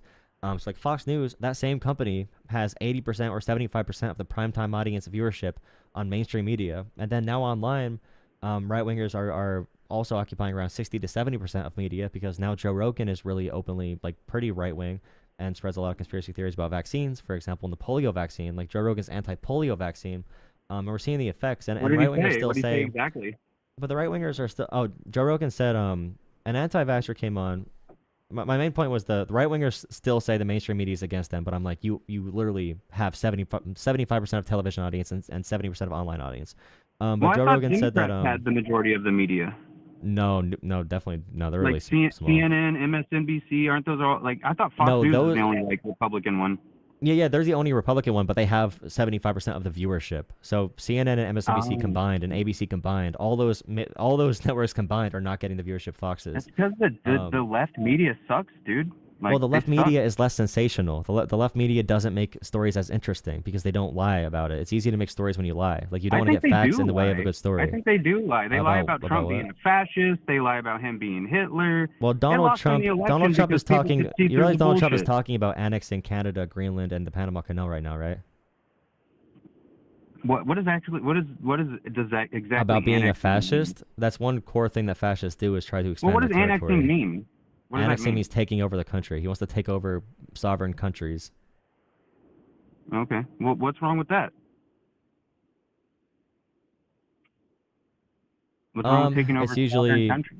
So if we go back to a time where we were having land disputes and invading countries and fighting over territory for settled sovereign nations, we'd be back in the 1800s. What, like Israel and Palestine are doing right now? Okay, fine. Imagine terrible bloody wars all across the globe, or terrible trade wars that hurt only the working class because the rich are going to make money off it. Like yeah, we're going to have kids fighting in these wars. The rich kids are not going to fight these wars for the rich people to move in their businesses to Greenland to harvest the precious minerals. A war of Canada and United States? No, trade wars. Yeah, trade war, yeah. We could definitely have a trade war for sure. I don't know if any of it's true. We can't trust anything Trump says. Well, yeah, people die from trade wars because things get so expensive. I mean, Canada supplies 50% of our crude oil. But just in general, people don't talk about Donald Trump like he's an adult, which is a big issue. Like, oh, he just says things. I don't know. You can't take him for his word. He's full of shit, man. Like, all of them are full of shit. I couldn't. No, Donald Trump is full of shit at an extraordinary level. He is at an extraordinary level. Politicians are crooked and have been bought Trump a long is extraordinary. Time ago, I don't disagree. I don't disagree, but Trump is a whole new level. Like, he is a next level. He literally just said, like, I'm giving away the White House to Musk because he paid him a lot of money during the campaign, and no one batted an eye. Like, it's. I mean, I'm so desensitized to all this, like, greed I know. and People are corruption. It just doesn't matter. Like, they're and all. the media wants you to be desensitized because they want it to seem like it's all the same, so you don't see that there is a difference in what Trump is doing. Well, that doesn't seem like that would help them very much. It's helping them because you think they're the same. Shit, then, like, why would anyone care about politics at all? Yeah, they're trying to get people to not care at all and just say we trust Trump, or we think Trump is fine because we hate the liberals and the woke agenda, so that he can take money and steal it from the working class and give it to his friends. That's the entire goal of divide and conquer. Like, if you look at any historic movement about this kind of thing, it's always about race and gender. The poor people fighting over dumb social topics while the rich profit off us. Yeah. Yeah, I mean, politicians are tools. Like, they act in different ways. Like, you can look at the outcomes of the policies they pass, And Americans don't care about the policy though. They care more about the social topics. So like if I bring up a policy to most callers, they don't know what the policies are. They don't care what the policies are. So if I talk about Biden's labor policies being better, they're like, well, who cares about the policies? Trump is stronger. And it's like, okay, well. Yeah. Well, it's just because that's not our MO, you know, like we don't go to school to understand policies. I understand you know, that, but then Americans are asking to be pretty lied dumb. to. I understand, but then well, Americans I mean, are asking to be lied to at that point, because at that point you're basically saying whoever sounds the most popular I'm going to vote for, because you don't know the policies. I'm not going to try to know the policies. I'm just going to vote for whoever gives me the best like you rub on gotta the at belly. least try to know them and figure them out. But Google, like, that's yeah, just you can Google a lot of these hard. things. You can Google if Trump is pro Social Security. You can Google like that Trump tried cutting Social Security with every budget, but people just Right. believe they'll But find what does that they'll matter find one anyway? thing that, like, Because what does that matter? They're gonna lie to you to get your vote, and then they're like, oh, I'm gonna legalize weed. And then they get in there and they're like, yeah, I had no plans on legalizing weed. Thanks for the vote, though. because like for Social Security and for Medicare and for the ACA, which is still supplying healthcare to like 40 million extra Americans, then if it got removed, Trump tried removing the ACA. He tried to do that. He almost did. He was one vote away. McCain stopped it. Trump tried cutting that. Social Security. Yeah, that's Trump what that tried was cutting Medicare. Yeah, What Trump is tried cutting ACA? Medicare and Social What is Security. that? The ACA is the Affordable Care Act. Oh, that like Obamacare. Yeah, but if you say Obamacare, people don't like it because they care about most people. So if you say Affordable Care Act, 70% of Americans like it, like 70%. If you say Obamacare, like 40% like it. They're the Who same cares? thing, but people care about the branding more. They're stupid. Like, it's just that, I don't know, man. Like, we're too divided. We need to find a way to come together. Like, yeah, politicians suck. Trump's probably not the best candidate ever. But I will say, I like his team that he put together. I like J.D. Vance. I like RFK, Tulsi Gabbard. I think these people have a pretty good understanding, and I think that they could lead America on the right path. I really do. They're really good marketers, but Tulsi Gabbard and RFK are power grabbers. They switched ideologies like 10 times in the past 5 years. They were like Bernie bros, then they voted Biden, then they supported DeSantis, then they voted Trump. They jumped to whoever's in power to try to get power. Yeah, they want to get power and money. Same with But I Elon noticed Musk. you didn't say that about J.D. Vance. J.D. Vance was handpicked by Peter Thiel to be Trump's VP. Trump didn't even want J.D. Vance, but he was handpicked by Trump's donors. Peter Thiel, if you look him up, him and Vivek have a lot of connections with J.D. Vance. And Vivek made his money from scamming people with a rug pull with a fake pharmaceutical company. Definitely look that up too. That's funny. No, I believe you. I mean, I believe that. I don't know, man. I would just say don't become or just try not to become so dissatisfied with the process that we give it to people who are very like unserious about it. Because if they're unserious, it's probably because they want people to stop caring about it in general. And presidencies do make a huge difference. There are huge policy differences that will affect Americans' lives. And hopefully, if Trump does carry it, and this is what I ask a lot of people, if they favor Trump now, over the next 4 years, all I want to do is leave the door open. And that's why I don't, unless if someone's like completely arrogant and they know nothing, if they know zero policies and they come here yelling at me, calling me a beta, then I'll go pretty hard there.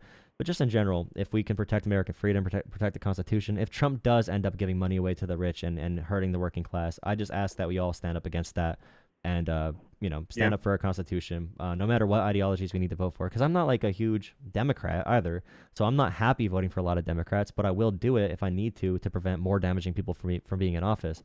And we kind of take for granted what a functioning government looks like, because we usually, if a government's working on a very base level, we usually don't hear about it, but we do hear about it if there's like meat processing plants getting. What does a functioning government look like?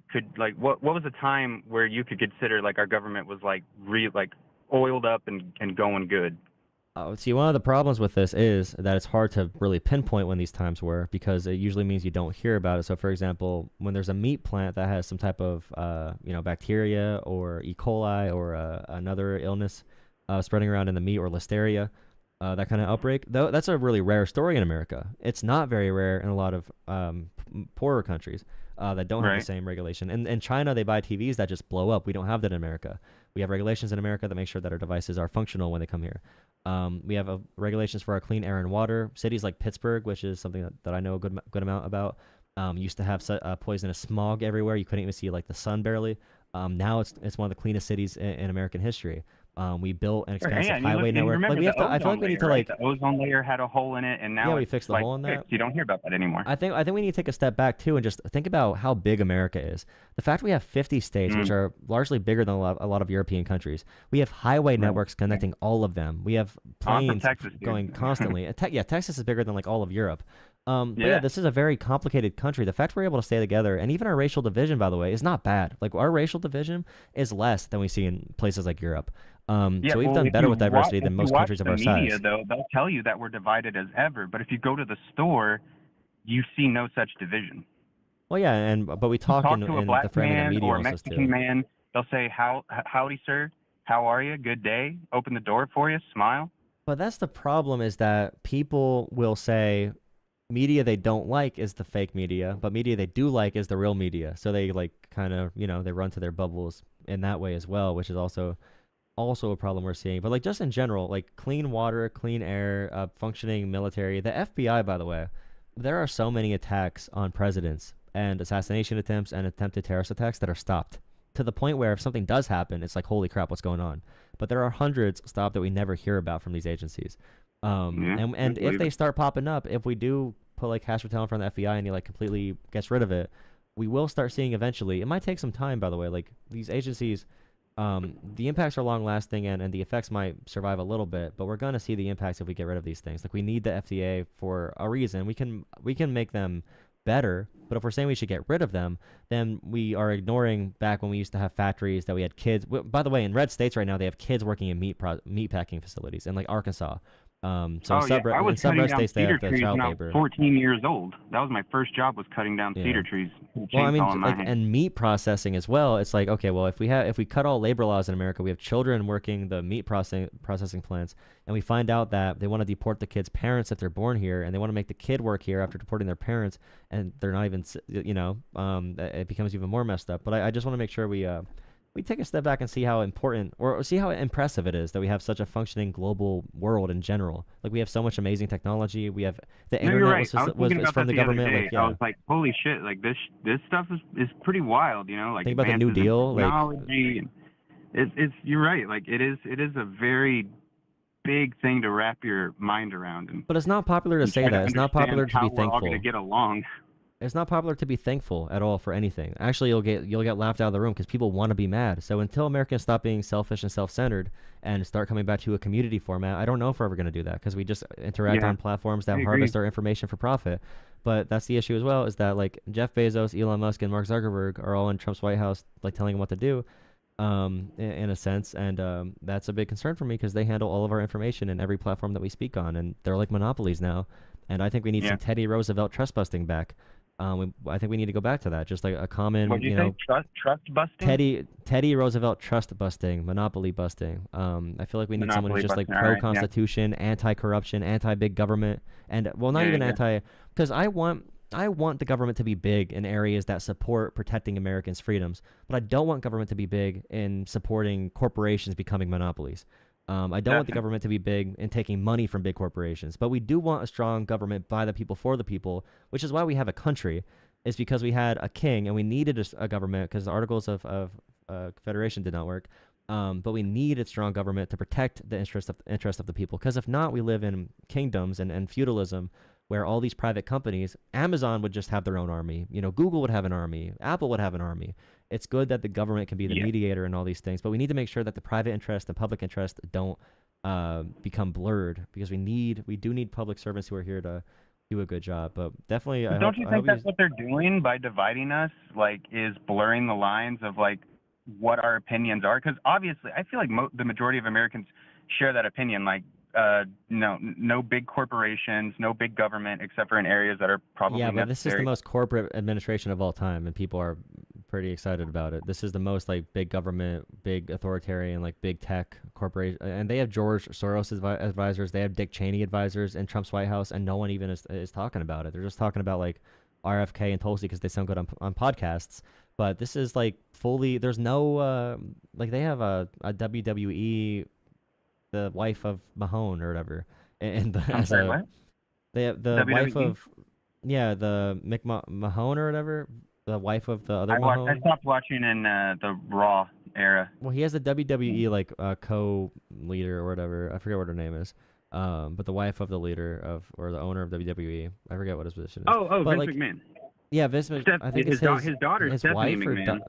I forget who it is. But anyways, yeah, McMahon. But anyways, like Trump's appointing these people who are like who have no idea what government even does, and it's like these things do still matter. We need to do them better, but it doesn't mean we should not throw out the baby with the bathwater. We should be cleaning the baby, making the baby grow into a better thing. But I just feel like this is definitely the most big money that's ever gotten directly into the White House. But yeah, we just have to keep watching it and see what policies they pass. The only thing we could really judge is what policies politicians pass. But Americans don't care about policies, so then it turns into an influence battle. Then it turns into a podcasting battle. So we're voting on who's a better podcaster versus who's a better governor of policies and economic policies, because Americans don't pay attention that much to that. Or it's hard to, like you said, it's hard because Americans don't go to school for that. They don't study it. They trust other people that sound likable because they're working, taking care of their kids. They don't have time to be like political experts. But we're falling into pretty negative cycles as a result. So either we need voters who are more attentive to policies, or we need really good politicians on behalf of the people who are really good at being likable, so they can win elections. No, yeah, and I agree. And I think what you touched on was like, these politicians are probably backed by all these corporations, right? So like, man, it's like a catch-22. You want to get someone in there who is, green and bright-eyed and ready to make change before like the corporations, get their hooks in them and corrupt them. That's one thing though, is with like Biden. So Biden got pressured from unions a lot, and he got pressured from public servants a lot. So he did a lot of good policies when it comes to like the FTC. They passed a guidance where airlines can't charge junk fees. They were passing a law that like Uber, they were trying to pass a guidance that like Uber couldn't charge just like random fees, or Airbnb. They were passing a law that if you cancel a subscription to a service, it needs to be one click to end your subscription. It can't be 50 different pages. So they did a lot of that stuff, and Biden did that stuff. That's anti-corporation. Corporations are mad about that. So Biden did anti-corporate stuff because Democrats can at least be influenced by voters and by what the public interests are in some regard, although they do have their own corruption. They definitely do have their own corruption. But I just have not seen the same for the Republican side. And the big thing that I hear that I'm concerned about from Republicans is when Biden's in charge, I'm still talking about corruption. I'm still talking about like Biden's domestic agenda was pretty good as far as the policies he passed, like infrastructure bill, and the CHIPS Act, increasing American manufacturing and building back roads and bridges. I think it's a good thing. There's other things I'd probably do a little bit better, but in general, I can objectively look at Biden and still say, there's too much corruption in the Democratic Party. And I heard Republicans talk about corruption, but it turned out that many big Trump supporters, once Trump is in office now, it's like they don't care about the corruption anymore. And it's like, oh wait, so like you're not like, I'm anti-corruption when Biden's in. I'm anti-corruption even if Bernie would have won, or whoever like someone's favorite politician could be. I would still care about corruption. Yeah. But now that Trump's in charge, a lot of his supporters are just saying like, I trust Trump. It's okay if the corruption's on my side, because Democrats have been corrupt forever. But there's levels to it. There's levels to it. Yeah, Americans are like kids. It's like, my dad can beat up your dad, or my dad beat your dad, and 99 and boo boo. Like, we won, you lost. Americans. I think we have this higher rating of ourselves, that we're like maybe more intelligent than the rest of the world, or have a better awareness or understanding of the world. And I don't think that's true. I think the average American is very low intelligent. And, when it comes to elections, it really is, I think, just like what I said, it's a very much a popularity contest. And, policies don't really matter. And I feel like politicians take advantage of how dumb Americans are. And, public education is only making us dumber. It's only getting worse. It's not getting better. If something doesn't change, then politicians will have free reign to manipulate, Americans. And well, I had a question, like, how do you think that Americans can do better to like familiarize themselves with policies, and, or maybe that's like the government's job to make sure that they're feeding us correct information, unbiased. And It's hard. I don't know. I mean, people people, like I said before, they're asking to be propagandized to in some way. So like Biden's bills for infrastructure, Inflation Reduction Act, the CHIPS Act, they passed another one, American Rescue Plan. There's a few other things that Biden got passed that have really good benefits, especially for red states. Most of Biden's funding went to red states, but they did not care. They just did not care. And those factories are going to be built this year, next year, and the year after. And Trump's probably going to get credit for it, for the Biden policies that he passed. Like, Trump bragged about infrastructure every single week as president. He never got it done. Trump was like, infrastructure is so easy. I can get it passed on day one. He never got infrastructure done. Biden actually did in a bipartisan bill. But in order for me to say the benefits of that to Americans, it is true that most Americans, their attention spans are short, and they'll just get mad at me and call me a beta pussy liberal. And it's like, and that's well, low IQ behavior. You know, you I tell know, but someone it's that like, they're low IQ, and then they'll respond in or social issues in scare turn. people too. Social issues shut people's brains off as well, because it's emotionally charged. But I do think Democrats need to message better in general. I think Democrats don't even need to propagandize if they message better. Like, Obama didn't need to be a populist like Trump is, but he still was able to effectively message because he was just so good at it. They need people who are better at selling the message. But like, if I tell an American, hey, by the way, we're going to do a plan now, all right, and we're going to see the benefits in 5 years from now, they will not be happy, okay? They will not be happy at all. These are people that want to go gamble all their money at the casino they'll be every dead night. by then. Well, they won't be dead, but they just don't want to wait for that delayed gratification or that delayed benefit. Like, we want things instantly today in America. A 10-year plan sounds insane. So if something's going to benefit us through the next 10 years, we don't even want to hear about that. So like, we aren't doing any long-term planning. But when we get there finally, people are going to be really mad that we did not plan. But if I try to talk about Biden's policies, the answer probably would be that Democrats need to do more short-term policies that have a lot of publicity and that get a lot of views and that are really noticeable, because these huge bills, Americans just don't look into them. And when the states get these grants, you have Republican senators who voted against the infrastructure bill right now getting grants from the same bill and bragging about it to their constituents after it's money from a bill they voted against, right? Supposed to do? What's the infrastructure bill supposed to do? Like, what does that So entail? it's allocated for American roads, bridges, airports, and water systems. So like, a state can request a grant on a highway program, but what happens is these Republicans that voted against that bill now use that money from the bill for their states, and they get benefits from voting against it because they message on that. They said, I voted against the Biden communist infrastructure bill. Then they get benefited when they use that money to build the road, and they get cheered on. It's like, wow, thank you for getting this money for our state. And it's like so disconnected from where that actually got, where that's actually done from. But yeah, Americans heard about like inflation, and Trump he never gave a plan to reduce inflation. He just said, drill, baby, drill. Americans don't know he had all-time high, oil production in 2023. But also, Americans never blame, and I heard this a little bit even from how we were looking at it. Americans never blame private companies. They never, like, I was talking to an oil worker, and they did not blame the company that made record profits that year for cutting them from their job. They blamed Biden and Harris. And I'm like, can we find a policy that actually made this happen? We could not find it. And I'm like, hey, buddy, like, this might just be corporate greed, like trying to profit off you. And you're an economic unit to them. You are an economic unit. And that's why people care about unions and stuff, because if you don't have a contract with a company, they can just fire you whenever they want. They can lay you off any day like they do in the tech industry whenever they have a new startup. So yeah, like, you have to blame private companies as well. And the government is not inherently, the government is bad because these influences are able to corrupt it. So if we pointed our attention at the corrupting influences of the government, made the government more clean, and made the government work for the people, the government would be a popular good thing. But right now, we just don't have it really clear in the vision of Americans. And every person who cares about the Constitution and the American government protecting American freedoms needs to message better on that topic, because if they don't provide narratives, Donald Trump will provide narratives. That's his best. Donald Trump is one of the best. He's one of the greatest of all time people when it comes to setting narratives and branding. Like, he made all of his money throughout his life on branding and reality television. That's where he made most of his money from. And it's like, he is amazing at doing that, and that's what they use him for. He doesn't know that much about government. He just doesn't need to answer the question, though, because he can just talk his way out of it. He can talk his way out of literally anything.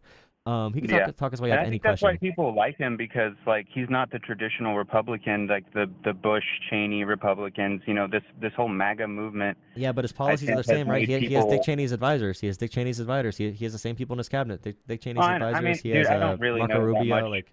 Exactly, yeah, but that's the I thing. believe you. That's I why people believe you, like him, but, because he's good at what he does, right? He's a reality TV star. He's good well, on I think camera. it's just He's something good on new, camera. you know, like I agree with that too. Bush, People are bored. People are bored. Cheney, fucking Clinton, all these like, it's all played out. It's old. He came in. It's like Nirvana, right? I with agree. Music.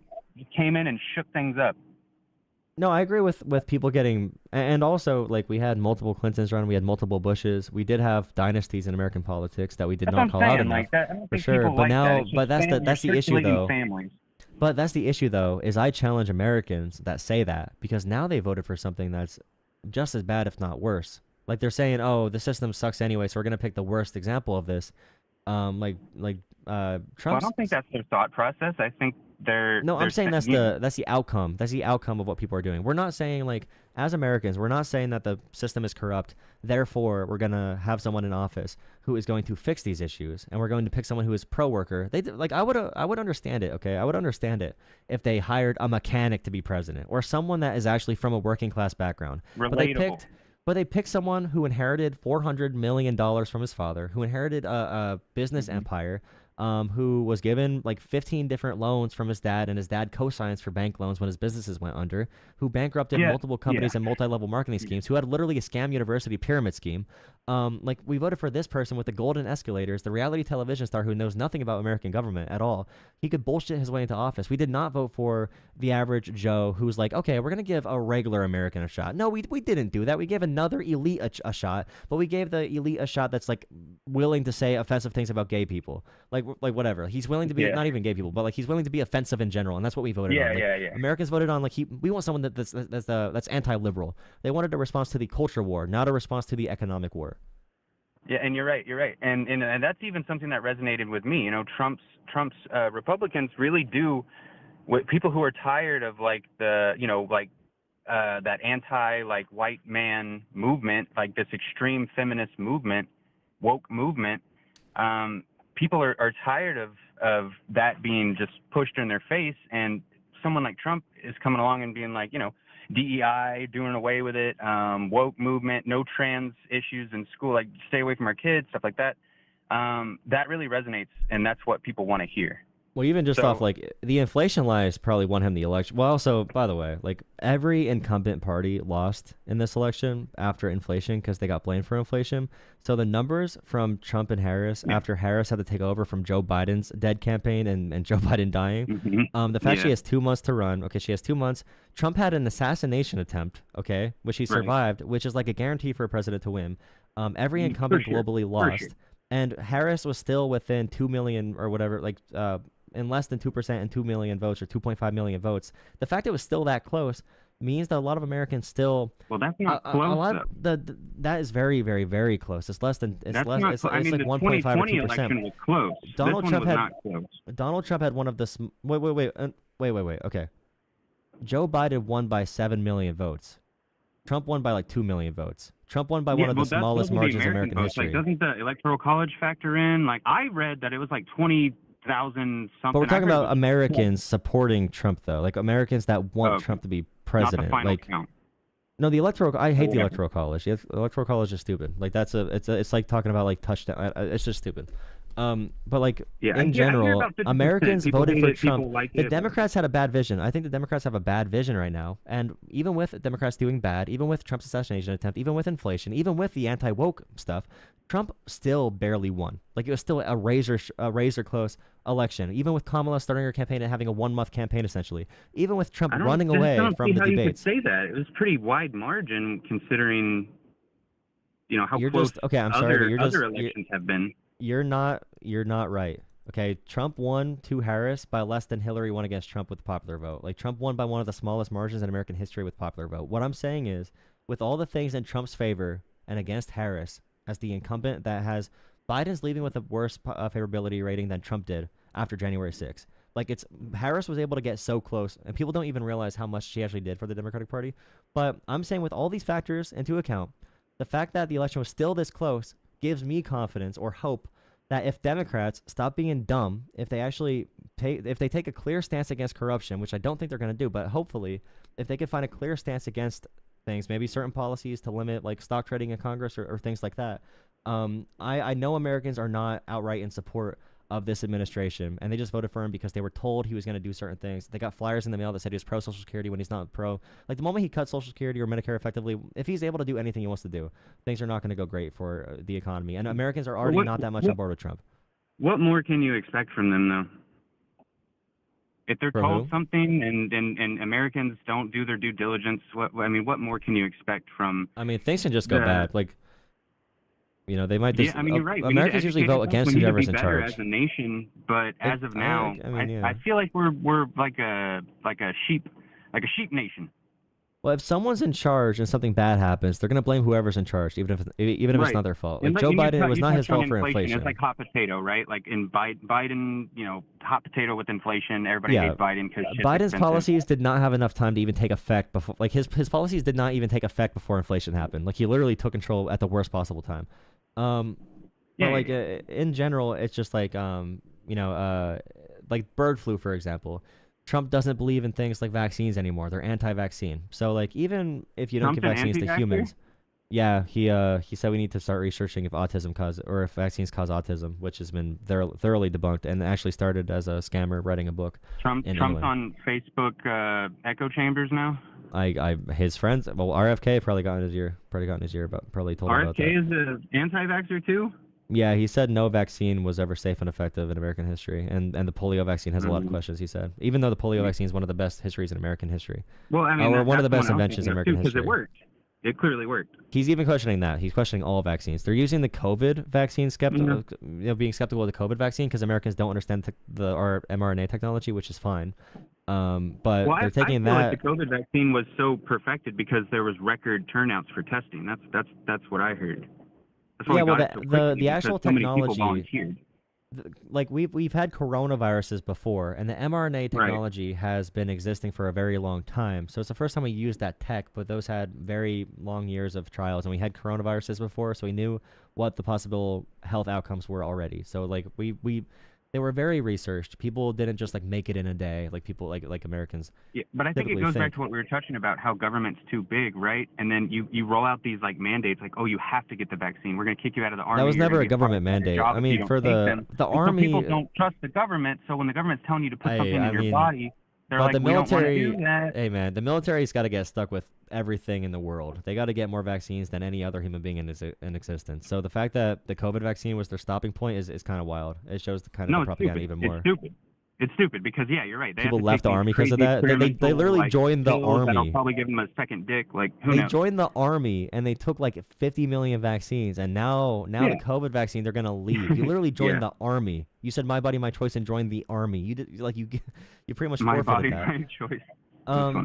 But the bird flu right now is terrible, by the way. So like the reason egg prices went up. Yes, so the bird flu has killed like 10 million or 15 million birds. So egg prices are like $6 a dozen right now where I am. But it's not because of the economy. It's not because of Joe Biden. It's because the bird flu is killing all these birds. But we saw the media even CNN ran with this thing that egg prices were showing inflation being worse because of Joe Biden. Because that was a popular narrative. CNN wants to make money, so they're trying to find a different audience as well. They ran a news story about eggs? Yeah, they talk about inflation constantly. MSNBC, NBC. It's pathetic, man. Nobody cares. That's what Americans talked about, though. That's what Trump ran on. That's what Trump ran on. Yeah, but it's just such a non-issue. I mean, not really. Like, of course, it sucks that Americans have to pay more for their groceries. No, but the grocery prices are the one thing that did not increase that much. Like real wages, like the wage increases versus groceries. Like groceries are probably one of the best things we've had with our economy. Housing and healthcare and childcare were the hardest things. But just in general about the bird flu, if Trump's not going to solve that at all, if Trump takes office and egg prices go up to $15 a dozen, or we run out of eggs because all the birds are dying and we're not going to like treat them right because the federal government is broken now because Trump doesn't want to fund anything, or he puts people in charge of the FDA that don't care about it, or they put people in charge of the CDC and stuff that just don't care about anything, then that might be something that people use against Trump if he's unable to solve a crisis like that. So it might just be random. So maybe Americans will think critically. The issue really is, and I'll end our conversation on this because we've been talking a while. The issue is that many Americans don't look into this stuff until it's too late and until something terrible happens. So like 2008, a lot of people had this Occupy Wall Street thing. They were very anti-Big Bang for a little bit. But no Americans really researched subprime mortgages until 2008 happened. The same with a lot of wars. The same with a lot of governments collapsing and a bunch of other things. Like we're not going to research civics until our government has authoritarian issues. So a lot of times it takes a crisis for Americans to really step up to the plate and start to adjust the way they feel. And I really hope that does not happen because I don't want people to be injured or hurt or like in general just be harmed before we have to learn. It probably will, and in the next GGs. 4 years, at the end of these 4 years, there'll probably be another cultural shift, and probably be left leaning again, and nothing will get resolved because people are wishy-washy. And I tell you what though, Biden got a lot done for policy wise, so I'm happy with that. Hopefully we can get that, but with better messaging and maybe a little bit less money in politics as well. But we're gonna be in this position for like 10 or at least 10 years, especially with the Supreme Court. That's probably not going to change. So, well, I wish us the best, and I'll leave on this note. Just love each other, guys. Love is the answer. Live, laugh, love. Yes, sir. Well, I appreciate the conversation. All right, yeah, thank you for calling in. Hope to see you around the channel. Hope you hop on for a couple streams and videos and all that stuff. But yeah, thank you again and have a great night. You too, man. All right, see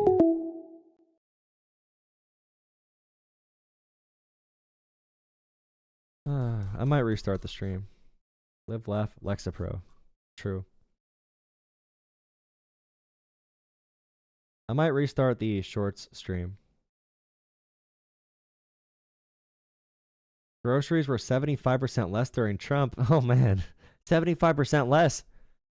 A gallon of milk was only 25 cents during Trump. What? That's insane. Well, 50 cents under Trump? That's 75% less groceries were under Trump. That's a good number. That's a good stat. That's a correct. What you just said, that's correct. Thank you for that comment. That's really, that happened. That's a thing. That's definitely a true thing about the world. Yep. Good thinking, buddy. You really cracked it open there. Congratulations.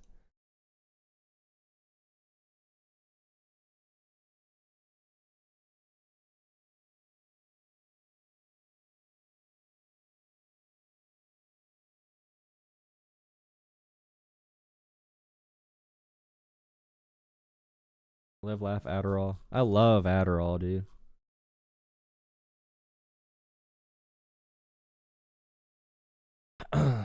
If you want to call in, I need to take a little break. My horizontal stream will still be up, so go there. But I need to take a little 5-minute break. I'm gonna end the short stream for now. And if I talk about other stuff, I'll start a new stream for shorts. But go over to horizontal to chat. There's some people in there. There's like 3 people talking, or 2 people, or something. 3, 4. Morphine. True. You're not supposed to snort it, though. You don't gotta snort it. You just bite it. Chew it. That's what Donald Trump Jr. and Hunter Biden do. Do you know Donald Trump Jr. and Hunter Biden party with each other? LOL, scared? Are you on an Addy right now? What do you think Adderall does? Are you on an Addy? You think Adderall is like this powerful drug that you just like party on? I'm on a medical dosage of stimulant medication for ADHD. I mean, honestly, Adderall or like a Vyvanse. I'm on Vyvanse. Vyvanse makes me feel normal. It makes other people hyper-focused and hyperactive, but it makes me feel normal. If I don't take it, I feel like I'm not even a person. I can't even be up. Yeah, the stream will be back up. Thank you. Thank you. Is that a...